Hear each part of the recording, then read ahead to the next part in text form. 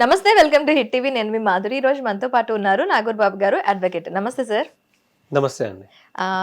నాగూర్ బాబు గారు, మన దిల్సుఖ్ నగర్ పేలుళ్ల గురించి విన్నాము.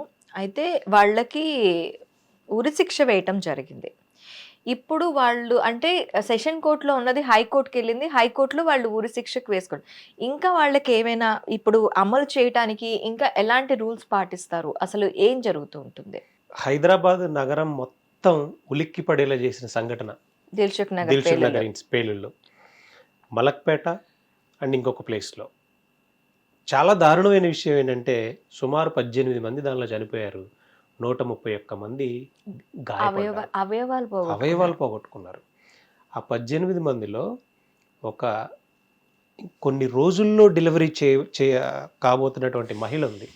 కడుపులో ఉన్నటువంటి పిండంతో సహా బయటపడి చనిపోయారు. ఒక్కసారిగా ఉలిక్కి పడ్డం కాదు, గబ్బురుపాటు దారుణం. అంటే హైదరాబాద్లో ఇంకెక్కడ ఎన్ని బాంబులు పేలతాయో, ఎన్ని ప్లేసుల్లో పెట్టారో అనేటువంటి హైదరాబాద్ నగరం మొత్తం నిద్రలేని పరిస్థితి అయిపోయింది.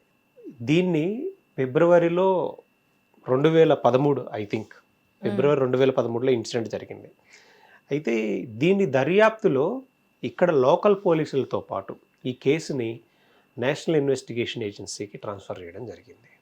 సో ఎన్ఐఏ వాళ్ళు దీన్ని చాలా ఛాలెంజ్గా తీసుకొని నేపాల్ బోర్డర్స్ వరకు వెళ్ళి, నేపాల్ పాకిస్తాన్, నేపాల్ ఇండో బోర్డర్స్లో వీళ్ళని అరెస్ట్ చేయడం కూడా జరిగింది. వీళ్ళు పాకిస్తానీ తీవ్రవాద సంస్థలకు సంబంధించినటువంటి వ్యక్తులుగా ఈ 5గురిని గుర్తించారు. కేసు ఎన్ఐఏ స్పెషల్ కోర్టులో జరిగింది, సెషన్ కోర్ట్స్లో కాదు. ఎన్ఐఏ స్పెషల్ కోర్ట్స్లో వాళ్ళు విచారించి సుమారు 157 నుంచి 151 మంది సాక్షులను విచారించి ఉరిశిక్ష వేయడం జరిగింది. 2015లో ఉరిశిక్ష ఎన్ఐఏ కోర్టు, స్పెషల్ కోర్టు విధించింది. విధిస్తే ఈ 5గురు ఏం చేశారు, మళ్ళీ హైకోర్టుకు అప్పీల్. మాకు ఉరిశిక్ష వేయడం కరెక్ట్ కాదు, మేమేదో న్యాయంగా బాంబులు వేసాం అంటే పేల్తే లేదా అని టెస్ట్ చేశారు చేసినట్లుగా హైకోర్టును అప్రోచ్ అయ్యారు. హైకోర్టు కూడా ఉరిశిక్ష న్యాయం అని జస్టిస్ లక్ష్మణ్ గారు, ఇంకొక జడ్జి గారు డివిజనల్ బెంచ్లో క్లియర్గా వాళ్ళు ఉరిశిక్షని అమలు చేయమని చెప్పారు. ఒక్క పాయింట్ ఇక్కడ, అయితే ఇది పాకిస్తాన్ తీవ్రవాదులు అని చెప్పి డిక్లరేషన్ ఎన్ఐఏ ఇచ్చింది. అయితే ఇక్కడ పాకిస్తాన్ నుంచి ఎటువంటి ఒత్తిడి లేదా వాళ్ళకి ఉరి వేయటానికి వీల్లేదు కానీ, లేదు అంటే వాళ్ళు మాకు సంబంధించిన వాళ్ళు అని కాదు కానీ, ఇలాంటి అపీల్స్ ఏమైనా ఉన్నాయా? వీళ్ళ ఫ్యామిలీ అప్రోచ్మెంట్స్ కానీ ఎలా ఉన్నాయి దానికి సంబంధించి? ఇప్పుడు ఈ టెర్రరిస్ట్ యాక్టివిటీస్ అన్నీ కూడా ఎప్పుడైనా ఒక దేశం డైరెక్ట్గా వచ్చి మేము చేశాము అని క్లెయిమ్ చేసుకోదు. వాళ్ళు ఏం చేస్తారంటే ఈ తీవ్రవాద సంస్థలు ఉంటాయి, ఇప్పుడు ఆల్ ఖైదా అని కానీ ఇలా రకరకాల తీవ్రవాద సంస్థలు ఉంటాయి. వీళ్ళు పాకిస్తాన్లో ఉంటారు, తలదాచుకుంటారు. ఇక్కడ హైదరాబాద్లో ఉన్నటువంటి కొంతమందిని టార్గెట్ చేయటం, లేదా అక్కడ ట్రైన్ చేసి కొంతమందిని ఇక్కడికి పంపించడం, ఇలా చేస్తూ ఉంటారు. అల్టిమేట్గా పాకిస్తాన్ ఏం చెప్పింది, ఇది మాకు సంబంధం లేదు, మా వాళ్ళు కాదు, వాళ్ళు అసలు మా దేశస్థులే కాదు, మాకు ఎలాంటి సంబంధం లేదని ఎప్పుడు కూడా వాళ్ళు క్లెయిమ్ చేస్తూ ఉంటారు అనమాట. మాకు సంబంధం లేదని చెప్పి. సంబంధం లేదు అనడానికి వీళ్ళ ప్రూఫ్స్ అన్ని అక్కడి నుంచే వస్తాయి కదా, హౌ? అక్కడి నుంచే వచ్చినా కానీ ఎవరో తీవ్రవాదుల్లాగా వాళ్ళు ఒక మిలిటెంట్ గ్రూపుకు సంబంధించిన వాళ్ళని మేము నిషేధించాము చట్టబద్ధంగా అని చెప్తారు. ఇప్పుడు ఎంతోమంది తీవ్రవాదులు అందరూ వెళ్ళి ఎందుకు పాకిస్తాన్లోనే తలదాచుకోవడం, షెల్టర్ ఇస్తూ ఉన్నారు కదా. సో ఈ సంస్థలన్నీ ఫండింగ్ ఇస్తూ ఉంటాయి. పాకిస్తాన్ ఎప్పుడూ కూడా మనకి ఐక్యరాజ్య సమితిలో జరిగే ఒప్పందాల్లో కానీ వీటన్నిటిలో కూడా వాళ్ళు చెప్తూనే ఉంటారు మాకు సంబంధం లేదు. ఇండియా ఎప్పుడు ఫైట్ చేస్తూనే ఉంటుంది. అంతెందుకు కాశ్మీర్లో జరిగిన ఇన్సిడెంట్స్ చూడలేదా? ఇవే కదా జరుగుతూ ఉంది. ఎప్పుడు ముంబై తాజ్ హోటల్ కూడా హియరింగ్ వచ్చింది, దాంట్లో కూడాను హియరింగ్స్ జరుగుతున్నాయి. సో వ్యక్తులుగా వాళ్ళు వస్తున్నారు అంటారే గానీ దేశంగా మేము పంపించట్లేదు అంటారు పాకిస్తాన్ వాళ్ళు ఎప్పుడు కూడా. ఇప్పుడు ఇంకా మళ్ళీ వీళ్ళు సుప్రీంకోర్టుకి వెళ్ళే ఛాన్స్ కూడా ఉంది. ఓకే, మాకు మరణశిక్ష వేయడానికి వీలు లేదు అని. ఇంకొక విషయం ఏంటంటే దీనిలో మెయిన్ ఎవరైతే ఆపరేట్ చేశారో ఆ పర్సన్ తప్పించుకున్నాడు, అతను ఇంకా అరెస్ట్ చేయలేదు. తను స్టిల్ ఇప్పటికీ పాకిస్తాన్లోనే ఉన్నాడు. తప్పించుకోవడం కాదు, అసలు ఎవరైతే ఈ బాంబులు పెట్టడానికి, ఇంతమంది 18 మంది మరణానికి, 157 మంది గాయాలకి కారణమైనటువంటి అవయవాలు కారణమైనటువంటి ఆపరేట్ చేసినటువంటి వ్యక్తి పాకిస్తాన్లోనే ఉన్నాడు, ఇప్పటికీ తలదాచుకొని ఉన్నట్టు ఇంటెలిజెన్స్ యొక్క సమాచారం. అతన్ని అరెస్ట్ చేయలేదు అని అంటే పాకిస్తాన్ వెళ్ళి ఒక ఆపరేషన్ చేసి అతన్ని అరెస్ట్ చేసి తీసుకొచ్చే పరిస్థితులు ఉండవు. మళ్ళీ ఎప్పుడైనా తన మూమెంట్ని అబ్జర్వ్ చేస్తూ ఉంటారు ఎన్ఐఏ వాళ్ళు. తను మన ట్రాక్లోకి వచ్చాడు అని అంటే నేపాల్ బోర్డర్స్లోకి కానీ ఇలాంటి బోర్డర్స్లోకి కానీ మన సరిహద్దుల్లోకి వస్తే డెఫినెట్గా అరెస్ట్ చేస్తారు. అరెస్ట్ చేసి మళ్ళీ ఈ హైరింగ్స్ అవన్నీ మళ్ళీ జరిగింది.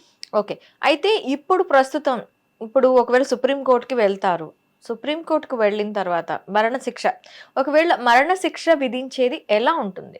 ఆ ట్రయల్స్ ఏమైనా ఉంటాయా వాళ్ళకి మరణశిక్ష వేసిన తర్వాత కూడా? అంటే ట్రయల్ ఉండదు అక్కడ సుప్రీంకోర్టులో. ఎంత గ్యాప్ ఉంటుంది శిక్ష పడిన దగ్గర నుంచి? ఒకవేళ సుప్రీంకోర్టులోనే శిక్ష పడింది, ఇంకా లాస్ట్ ఎండ్ లేదు, రాష్ట్రపతికి క్షమాభిక్ష అడిగారు, ఇవ్వలేదు, ఇంకా లాస్ట్ ఎండ్ లో వాళ్ళకి ఇంకా ఉరి ఖరారు అనేటప్పటికీ అప్పటి నుంచి వాళ్ళకి ఉరి వేసే వరకు ఎంత టైమ్ ఆఫ్ పీరియడ్ ఉంటుంది? అంటే పర్టికులర్గా డేట్ అనేది మెన్షన్ చేసుకుంటారు వాళ్ళు. ఆ డేట్ లోపే వాళ్ళు చేస్తారు. అంటే దానికి కొన్ని కండిషన్స్ ఉన్నాయి. వాళ్ళు హెల్దీగా ఉండాలి ఉరి తీసేటప్పుడు. సో ఆ ప్రొసీజర్ అంతా వాళ్ళు ఫాలో అవుతారు. ఇంకొకటి ఏంటంటే సుప్రీంకోర్టులో కానీ హైకోర్టులో కానీ ట్రయల్స్ ఇలాంటివి ఏమి ఉండవు.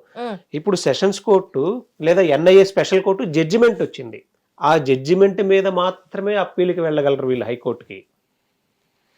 అండ్ ఇప్పుడు హైకోర్టు ఒక జడ్జిమెంట్ ఇచ్చింది, ఎన్ఐఏ ఇచ్చిన కోర్టు సబబే, వాళ్ళకు ఉరి వేయాల్సిందే అని ఇక్కడ డివిజనల్ బెంచ్ తీర్పిచ్చింది. ఈ జడ్జిమెంట్ మీద మళ్ళీ ఛాలెంజ్ చేస్తూ సుప్రీంకోర్టుకు వెళ్తారు. సో సుప్రీంకోర్టులో కూడా ఎస్ఎల్పి దాఖలు చేసిన తర్వాత అక్కడ కూడా వాదనలు, అంటే ఈ జడ్జిమెంట్ రాంగ్ అని వారు ప్రూవ్ చేయాలి. ఎలా ప్రూవ్ చేస్తారు? చేసే అవకాశాలు లేవు కదా. అప్పుడేం చేస్తారు, మళ్ళీ మాకు క్షమాభిక్ష పెట్టండి అని రాష్ట్రపతి దగ్గరికి వెళ్తారు. ఇదంతా ఏంటంటే లీగల్ ప్రొసీజర్లో ఉన్నటువంటి ఎన్ని రెమెడీస్ ఉన్నాయో అన్ని రెమెడీస్ని యూజ్ చేసుకొని కొంత టైం ల్యాప్స్ చేయడానికి మాత్రమే. సో డెఫినెట్గా అయితే వాళ్ళకి ఉరి అనేది ఇంతమందికి అన్యాయం చేసి ఇన్ని మరణాలకు కారణమయ్యి ఇంత భయభ్రాంతులకు గురి చేసి ఇంత విధ్వంసం సృష్టించిన వాళ్ళకి ఉరేయడం అనేది మంచి విషయమే. చేస్తేనే ఇంకా ఇలాంటి పాకిస్తానీ తీవ్రవాదులు రావడం అన్నా ఆపుతారు అని అంటే వీళ్ళని అలా ట్రైన్ చేస్తున్నారు. వీళ్ళకి ఉరిపడిద్దని తెలిసినా వీళ్ళు వస్తారు. బట్ కాకపోతే ఇంతకు ముందు ఉన్నటువంటి సంఘటనలు, అన్ని సంఘటనలు అయితే ఇండియాలో జరగట్లా. ఎన్ఐఏ చాలా స్ట్రాంగ్గా పనిచేస్తూ ఉంది. మన ఆర్మీ దళాలు కానీ తర్వాత ఇంటెలిజెన్స్ వర్గాలు కానీ మీరు చూడండి, అంతకుముందు ఎప్పుడు ఏదో ఒక బాంబ్ బ్లాస్ట్ అని ఆ బ్లాస్ట్ అనేది ఎప్పుడు జరుగుతూ ఉండే ఫ్రీక్వెన్సీ. కానీ రీసెంట్ ఒక 10-15 ఇయర్స్ నుంచి అంతగా లేవు. లాస్ట్ ఇయర్ ఐ థాట్ హైదరాబాద్లోనే దీనికి సంబంధించి యాక్టివిటీస్లో ఉన్నారు కొంతమంది ఉన్నారు అని చెప్పి ఎన్ఐఏ చాలా హడావిడి చేసింది. అవును, దొరికారు. ఎవరున్నా సరే ఇంటెలిజెన్స్ ఎన్ఐఏ ఎప్పుడు యాక్టివ్గానే ఉంటుంది, ఇంక్లూడింగ్ ఫ్రీక్వెన్సీ, మొబైల్ ఫ్రీక్వెన్సీస్తో సహా. ఇప్పుడు ఆ పర్సన్ ఎవరైతే ఈ విధ్వంసాన్ని సృష్టించాడో పాకిస్తాన్ తలచుకుని already red corner notice issue చేశారు. వీళ్ళ రాడార్లో ఉంటారు డెఫినెట్గా. సో వాళ్ళకి ఎప్పటికైనా సరే ఇండియాలోకి వస్తే అరెస్ట్ అవుతుంది, కానీ వాళ్ళు రారు. ఇప్పుడు దావూద్ ఇబ్రహీం ఎంత విధ్వంసం సృష్టించాడు, ముంబై మొత్తాన్ని షేక్ చేశాడు. అవును. ఇంకొకటి, ఇప్పుడు ఈ బెట్టింగ్ యాప్స్ అంటున్నాం కదా, మహాదేవ్ బెట్టింగ్ యాప్, ఇది నడుపుతుంది దావూద్ ఇబ్రహీమే. ఇప్పటికీ 1000 కోట్లు దోచుకుంటూనే ఉన్నారు. మరి పాకిస్తాన్లో కరాచీలో వెళ్ళి తలదాచుకున్నాడు. అంటే ఇండియా మీద ఎవడైనా దాడి చేశాడు అని అంటే మనకి పాకిస్తాన్ అనేది శత్రుదేశంలో తయారయ్యి, ఎవడైనా శత్రువుకి శత్రువు మిత్రుడు అన్నట్టు ఇండియన్స్నే వీళ్ళని పర్టికులర్గా తీసుకొని వెళ్ళి వాళ్ళకి షెల్టర్ కూడా ఇస్తున్నారు అవసరమైతే. ఇక్కడి నుంచి ట్రైనింగ్ కూడా ఇస్తున్నారు, ఇక్కడ వాళ్ళకి అక్కడి నుంచి వచ్చి ట్రైనింగ్ కూడా ఇస్తున్నారు. ఈ వక్ఫ్ బోర్డు ముఖ్యంగా ఇలాంటి ట్రైనింగ్స్ ఇలాంటివి కాకుండా ఉండాలనే కదా గవర్నమెంట్ ఆధీనంలోకి తీసుకుందాం అనుకుంటున్నాను. అక్కడుండే ఇలాంటి యాక్టివిటీస్ కాకుండా ఉండటం కోసం ముఖ్యంగా గవర్నమెంట్ ముందుకు ఇలాంటి యాక్టివిటీస్ ఎక్కువ అవుతున్నాయి అని చెప్పి. అవును, యాక్చువల్గా ఇది ఒక రిలీజియన్ అంశంగా మనం చూడకూడదు. వక్ఫ్ బోర్డు వీటికన్నా కూడా ఉమ్, ఇదేంటంటే మన ఇండియన్ ఇండిపెండెన్స్ లో నిజంగా ముస్లింలు కూడా చాలా కాంట్రిబ్యూట్ చేశారు. చాలా చాలా కంట్రిబ్యూట్ నేను ఒకసారి ఢిల్లీ వెళ్ళి అక్కడ వాళ్ళ పేర్లు ఉంటాయి, దానిలో దాదాపు నియర్ 40% వరకు ముస్లిమ్స్ ప్రాణత్యాగాలు ఇచ్చారు భారతదేశ స్వాతంత్రం కోసం. ఇప్పటికీ ముస్లింలకి చాలామందికి చాలా దేశభక్తి ఉన్న వాళ్ళు ఉన్నారు. కానీ పాకిస్తాన్ వెళ్ళి అక్కడ మన దేశం మీద ఉన్నటువంటి గజ్జుతోటి అక్కడ ఉన్నవాళ్ళు ఈ కాశ్మీర్ కోసమనో మన దేశాన్ని నాశనం చేయమని కొన్ని మిలిటెంట్ గ్రూపులు, ఈ గ్రూపులకి ఫండింగ్ ఎవరిస్తున్నారు? అమెరికా, పాకిస్తాన్, ఇలా మన దేశం మీద చైనా మన దేశం మీద ఎవరికైతే పగుందో అల్లర్లు సృష్టించాలి. అమెరికా ఇప్పుడు చాలా తగ్గింది, కానీ చైనా ఫండింగ్ అనేది చాలా ఎక్కువ ఉంది. చైనా ఇట్లా అంటే భారతదేశం మీద ఎవడి నిఘా అయితే ఉందో వీళ్ళ ఆర్థిక వ్యవస్థను దెబ్బ కొట్టాలి, వీళ్ళని భయభ్రాంతులకు గురి చేయాలి, వీళ్ళ మీద టెర్రరిస్టుల నిఘా ఉందన్నట్టు పెట్టాల్సిందే. రీసెంట్ గా చైనాకి దీనికి కూడా ఈ విషయంలో పిఓకే విషయంలోనే చైనా ఇంటర్ఫియర్ అయింది కదా. పిఓకే చైనా ఇంటర్ఫియర్ అవ్వటం వల్ల ఇది కూడా ఇంకొంచెం ఎక్కువగా ఎలాబరేట్ అయింది. దాన్ని రీసెంట్ గా మోదీ వచ్చిన తర్వాత దాని వాళ్ళ మీద రఫేల్స్ పంపించడం జరిగింది. ఇవన్నీ జరిగాయి కదా రీసెంట్ గా. కానీ ఇక్కడ మనం ఒకటి అబ్జర్వ్ చేయాలి, ఒక మనిషి మానవ బాంబులాగా మారడాలు, బాంబులు పెట్టి తను చనిపోతాడని తెలిసినా గానీ ఆ రేంజ్ లో ట్రైనింగ్ ఇస్తున్నారంటే అది కాదు. దీనికి వాళ్ళకి మోటివేషన్ ఏంటండి? ఇప్పుడు ఒక మనిషిని మానవ బాంబులా తయారవ్వటానికి వాళ్ళు ఇచ్చే మోటివేషన్ ఏంటి? చాలా వరకు ఎందుకంటే నార్మల్గా మనం చూసాం ఇప్పుడు ఉన్నాం అనుకోండి, చిన్న దెబ్బ తగిలితేనే అమ్మ ఆహాకారాలు చేస్తాము. అక్కడ ఏదైనా ఫైర్ ఎలిమెంట్ ఉంది అంటే దగ్గరికి వెళ్ళడానికి కూడా భయపడతాం. అలాంటిది నిన్ను నువ్వు కాల్చుకోగలగాలి, నిన్ను నువ్వు చంపుకోగలగాలి అన్న మైండ్ సెట్ ని వాళ్ళు ఎలా క్రియేట్ చేయగలుగుతున్నారు? Training, psychological training, feeding. ఒకప్పుడు భారతదేశం మొత్తం రెవల్యూషన్ ఎలా వచ్చింది? భగత్ సింగ్ 23 సంవత్సరాల వయసున్న వ్యక్తి, తనతో పాటు సుఖదేవ్, రాజ్గురు ముగ్గురిని విరదీస్తున్నా కానీ ఇంక్విలాబ్ జిందాబాద్ అనే ధైర్యాన్ని ఇచ్చాడు. ఒక్క భగత్ సింగ్ వల్ల ఆ రోజు స్వాతంత్రం రావాల్సిన పరిస్థితి కూడా ఏర్పడింది. కానీ హింస జరగడం మంచిది కాదు అని గాంధీ గారు తీసుకున్న నిర్ణయం వల్ల మనకి నిజంగా స్వాతంత్రం చాలా లేట్ అయింది. అలాంటి మోటివేషనల్ ఇదంతా కూడా రాంగ్ వేలో వీళ్ళకి ఇస్తూ ఉన్నారు. అంటే భగత్ సింగ్ దేశభక్తి కోసం ఇస్తే వీళ్ళు ఏం చేస్తున్నారు? మన దేశాన్ని నాశనం చేయటం కోసం ట్రైనింగ్ ఇస్తూ ఉన్నారు, మెంటల్గా ప్రిపేర్ చేస్తూ ఉన్నారు. అండ్ ఒక్క మెంటల్గానే కాదు, వాళ్ళకి కావాల్సిన వెపన్స్ ఇస్తున్నారు, వాళ్ళనే వెపన్స్ చేస్తూ ఉన్నారు. వాళ్ళ ఫ్యామిలీకి కూడా ఫినాన్షియల్గా సపోర్ట్ ఇస్తూ ఉన్నారు. ఇప్పుడు ఏ వ్యక్తి అయినా చనిపోయాడనంటే ఇంకేముంది, నా దేశం కోసం నేను చనిపోతున్నా అనే దేశభక్తి, అదేదో పెద్ద దేశభక్తి అన్నట్టు, ఎదురు దేశాన్ని నాశనం చేయడం నా దేశభక్తి అన్నట్టుగా పాకిస్తాన్లో ఉన్నటువంటి వాళ్ళకి ట్రైనింగ్ ఇవ్వడాలు, వాళ్ళకి ఫండింగ్ ఇవ్వడాలు, ఆ ఫండ్ని అడ్డం పెట్టుకొని వాళ్ళ ఫ్యామిలీకి కూడా మేము సపోర్ట్ ఉన్నాం అన్నట్టు వాళ్ళకి చేయడాలు, సైకలాజిగా మానవ బాంబుల భారతదేశం మీదకి వెపన్స్లా వాళ్ళు వాడుతూ ఉన్నారు. సో ఇదేంటంటే వాళ్ళ దేశభక్తిని వాళ్ళేదో చాటుకుంటున్నట్టు పోర్ట్రేట్ చేస్తూ ఇచ్చే ట్రైనింగ్లో భాగం ఇది. అలా ట్యూన్ చేస్తూ ఉన్నారు. ఇదంతా ట్యూనింగే అంతే. ఓకే, మరి వీళ్ళకి శిక్ష పడే అవకాశాలు అంటే నెక్స్ట్ హైరింగ్కి వెళ్ళేటప్పుడు ఇంకా ఎంత టైం పడుతుంది? ఎందుకు ఇంత ల్యాగ్ అవుతుంది ఈ శిక్ష అమలు చేయటంలో కానీ ఇంకా ముందుకు వెళ్ళటానికి గురించి కానీ? మనకి ఒక ప్రాసెస్ ఉందండి, లీగల్ ప్రాసెస్. ఎవడు నేరం చేసినా కానీ అది చట్ట ప్రకారం మాత్రమే శిక్ష పడాలి. మనం కోర్టులో ఎఫ్ఐఆర్ నమోదైన తర్వాత లేదా వాళ్ళని అరెస్ట్ చేసిన తర్వాత మెడికల్ టెస్ట్లకి తీసుకొని వెళ్ళి మరి జైల్లో ఉంచాలి. ట్రయల్ జరగాలంటే మరి అక్కడ ఎంతమంది అయితే సాక్షులు ఉన్నారో, ఇప్పుడు ఈ కేసులో 157 మందిని NIA court విచారించింది, special court.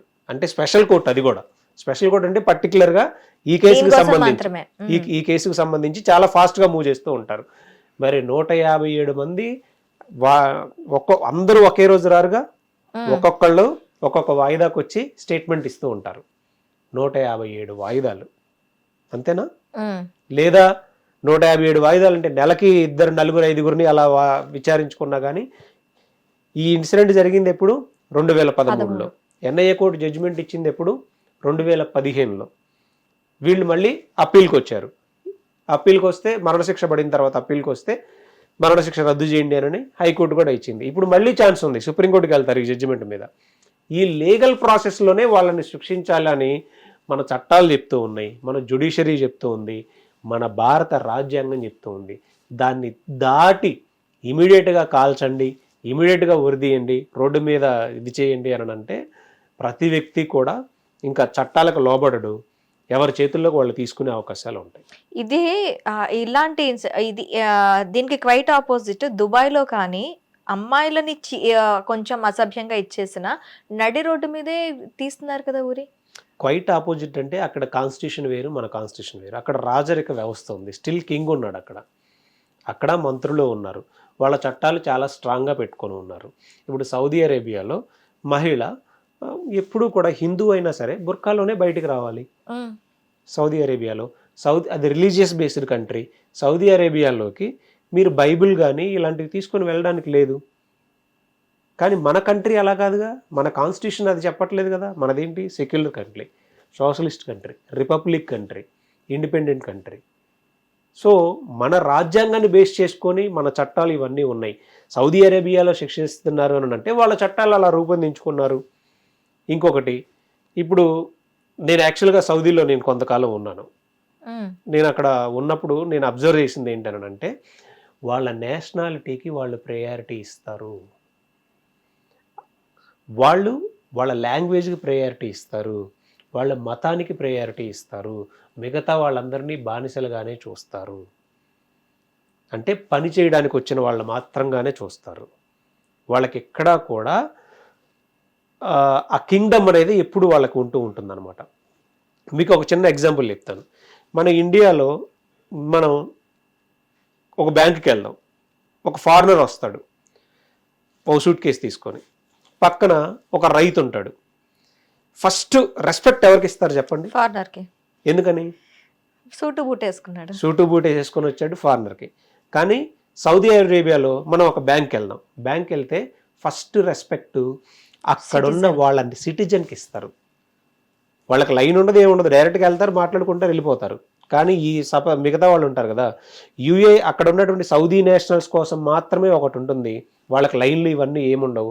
First వాళ్ళకి చేసిన తర్వాతే నువ్వు అమెరికా వాడైనా సరే, ఇండియన్ అయినా, పాకిస్తానీ అయినా, రష్యన్ అయినా, ఏ కంట్రీ, ఆస్ట్రేలియన్ అయినా, నువ్వు మాత్రం అక్కడ ఉండాల్సిందే. అక్కడ చట్టాలు కూడా అలాగే ఉంటాయి. అంతెందుకు వాళ్ళు లాంగ్వేజ్కి ఎంత ఇంపార్టెన్స్ ఇస్తారో తెలుసా? ఎయిర్పోర్ట్లో కానీ, గవర్నమెంట్ లైసెన్స్లు కానీ, లేకపోతే సైన్ బోర్డులు కానీ, ఇవన్నీ కూడా అరబిక్లోనే ఉంటాయి, ఇంగ్లీష్ రాదు. సో వాళ్ళని అప్పుడులో మేము అక్కడికి వెళ్ళినప్పుడు అడిగాం, మీరు ఎందుకు ఇంగ్లీష్ మీకు ఎవరికి రాదు, ఎందుకు నేర్చుకోను అంటే, మేము పని కోసం ఏ దేశానికి వెళ్ళట్లా, మీరందరూ అమెరికన్స్ కానీ లేకపోతే ఇంకొకళ్ళు కానీ మా దేశం మీద డిపెండ్ అయ్యి ఇక్కడ నేర్చుకోవడానికి వచ్చారు. అవసరమైతే మీరు అరబిక్ నేర్చుకోండి, కానీ మేము ఇంగ్లీష్ నేర్చుకోవాల్సిన అవసరం లేదు. ఆ టైప్ ఆఫ్ మైండ్ సెట్లో వాళ్ళు ఉంటూ ఉన్నారు. వాళ్ళ రిలీజియన్ని వాళ్ళు కాపాడుకోవడానికి అన్ని రకాలుగా వాళ్ళు చట్టాలు చేసుకొని ఉన్నారు. ఇంకొకటి, మనం ఎలాంటివి చేసుకున్నామనంటే ఏదన్నా సర్వమత సమ్మేళనం కాదండి. మీరు చూసుకోండి, ఇప్పుడు మన భారతదేశ మీరు హిస్టరీ ఒకసారి చూసుకుంటే పోర్చుగీసు, ఫ్రెంచ్, డచ్, మొఘలాయులు ప్రతి ఒక్కళ్ళు వచ్చి భారతదేశ దేవాలయాల్ని నాశనం చేసిన వాళ్ళే. అరే హంపి, విజయనగర సామ్రాజ్యంలో హంపి లాంటి దగ్గరికి వెళ్ళిపోయి అక్కడ నరసింహస్వామి విగ్రహాలను పగలగొడతాం. అక్కడ ఏదన్నా మన శాస్త్రాలను ఉపయోగించి ఏదన్నా పెట్టామని అంటే ఒక స్తంభం మీద కొడితే ఎక్కడో వస్తుంది అనుకోండి, దీనిలో ఏం వైర్లెస్లు ఇవేమన్నా ఉన్నాయని పగలగొడతారు, రీసెర్చ్లు చేస్తారు. కానీ వాళ్ళు అక్కడ వాళ్ళ కల్చర్ని, హెరిటేజ్ని కాపాడుకోవడానికి మీరు నాన్ ముస్లిం అయితే మక్కా మదీనాలో అడుగు కూడా పెట్టకూడదు అని చట్టాలు తీసుకున్నారు. మీకు తెలుసా ఇది? భారతదేశ ప్రధానమంత్రి కూడా మక్కా మదీనాలో అడుగు పెట్టలేడు అంటిల్ అన్లెస్ అతను ముస్లిం అయితేనే. మనం ఏం చేస్తామండి, ఇక్కడ ఏం చేస్తారు, మనం డిక్లరేషన్ ఇస్తే చాలు వెంకటేశ్వర స్వామి టెంపుల్కి కూడా వెళ్ళొచ్చు.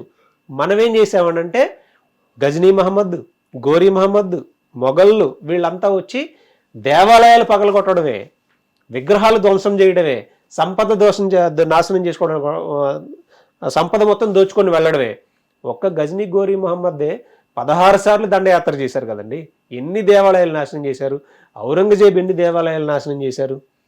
దేవాలయాలు పగలగొట్టడమే. కానీ వాళ్ళ హెరిటేజ్ని, కల్చర్ని మాత్రం వాళ్ళు కాపాడుకుంటూనే ఉంటారు. సో ఇక్కడ కూడా మనం మన సనాతన ధర్మం అని చెప్తున్నారు కదా, ఈ దేవాలయాలని, హిందూ సాంప్రదాయాలని, హిందూ దేవాలయాలని వీటన్నిటినీ కాపాడుకోండి.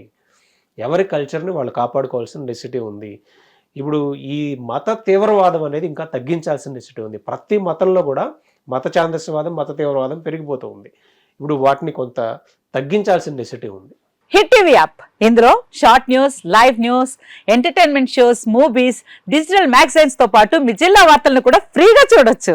ఇంకెందుకు ఆలస్యం, వెంటనే హిట్ టీవీ యాప్ ని డౌన్లోడ్ చేసుకుని ఫ్రీగా ఎంటర్టైన్మెంట్ పొందండి. Hit TV app. Hit TV app. Please download hit TV app. Hit TV యాప్ని ఫ్రీగా డౌన్లోడ్ చేసుకొని ఎంజాయ్ చేయండి. మీకు నచ్చిన ఎంటర్టైన్మెంట్ కోసం హిట్ టీవీ యాప్ ని ఫ్రీగా డౌన్లోడ్ చేసుకుని ఎంజాయ్ చేయండి. హిట్ టీవీ యాప్ ని డౌన్లోడ్ చేసుకుని ఆస్వాదించండి, ఆశీర్వదించండి. ఇంతమంది సెలబ్రిటీలు హిట్ టీవీ యాప్ ని డౌన్లోడ్ చేసుకోండి అని చెప్తున్నారంటే ఎంత మంచి యాప్ ఆలోచించండి. అమెరికా అమెరికా అమెరికా అమెరికాలో చదవాలనుకునే వాళ్ళకి విశ్వసనీయమైన పేరు మన శౌర్య కన్సల్టెన్సీ. UK లో 1 year masters, UK లో 1 year masters, 2 years work permit up to 5 years visa. Contact Saurya Consultancy. Contact 89851 89851.